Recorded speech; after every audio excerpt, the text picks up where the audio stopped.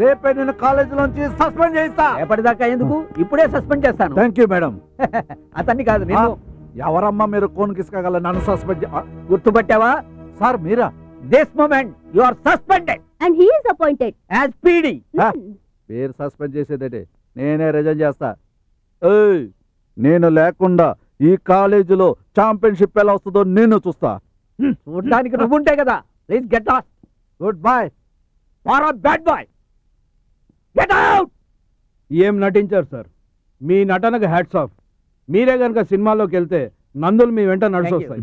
Uncle నాకు నందులు అక్కర్లేదు, ఈ నందు నీ టాలెంట్ ముందు ఎవడైనా ఫ్లాట్ అయిపోవచ్చిందేనయ్యా. అందుకే నిన్ను ఈ కాలేజీలో పీడీగా అపాయింట్ చేశాను.